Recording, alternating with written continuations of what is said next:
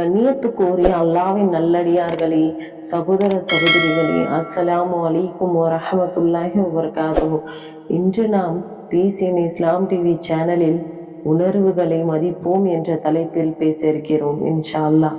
உணர்வுகள் என்பது ஒரு மிக முக்கியமான மனிதனுக்கு ஏற்படுகின்ற தன்மை. இந்த உணர்வுகள் காயப்படும் போது மனிதன் பல நேரங்களில் சில விபரீதமான முடிவுகளும் எடுக்கின்றான். இந்த உணர்வுகள் அவனுக்கு சந்தோஷம் தரும்போது அதை அவன் பல தான தர்மங்கள் செய்து சந்தோஷம் அடைகின்றான். மனிதனுடைய உணர்வுகளை காயப்படுத்தக்கூடாது என்பதற்காக குர்ஆனில் பல அத்தியாயங்களும் பல வசனங்களும் அல்லாஹ் இறக்கி மனிதனுக்கு அது ஒரு செய்தியை சொல்லி கொடுக்கின்றது. அதே போன்று நபி ஸல்லல்லாஹு அலைஹி வஸல்லம் அவர்கள் பல ஹதீஸ்களின் மூலம் உணர்வுகளை பற்றி நமக்கு கற்றுக் கொடுத்துள்ளார்கள். நபி ஸல்லல்லாஹு அலைஹி வஸல்லம் அவர்கள் உணர்வால் காயப்பட்ட போது அவருக்காக இறக்கப்பட்ட சூரா கௌசர், மேலும் சூரா லஹப். அவர் உணர்வுகளால் காயப்படும் போதுதான் இந்த சூறாக்கள் இறக்கப்பட்டன. மனிதனுடைய உணர்வுகளுக்கு எப்போதும் மதிப்பளிக்க வேண்டும்.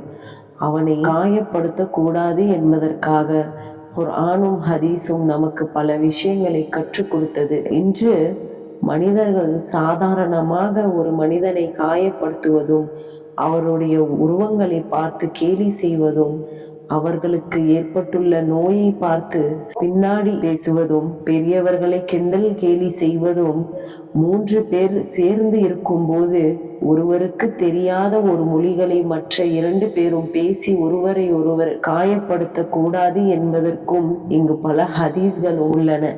புகாரியிலும் முஸ்லிமில் ஹதீஸிலும் இந்த ஹதீஸ் பதிவாகி உள்ளது. ஒரு முறை நபி ஸல்லல்லாஹு அலைஹி வஸல்லம் அவர்கள் எஹ்ராம் கட்டியிருக்கும் போது ஒரு சஹாபி இறைச்சியை நபி ஸல்லல்லாஹு அலைஹி வஸல்லம் அவருக்கு கொடுக்கின்றார்கள். அப்போது நபி ஸல்லல்லாஹு அலைஹி வஸல்லம் அவர்கள் அதை உண்ண மறுத்து விடுகிறார்கள்.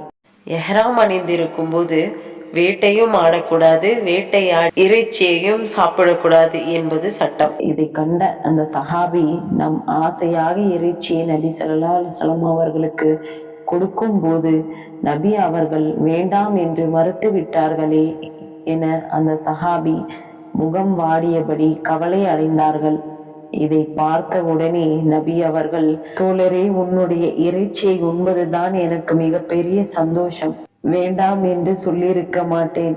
நான் மட்டும் எஹ்ராமில் இல்லாமல் இருந்திருந்தால் உடனே சொல்லி உணர்வுகளால் காயப்பட்ட அந்த சஹாபியை உடனே சமாதானப்படுத்தினார்கள். ஒரு சின்ன விஷயம்தான்.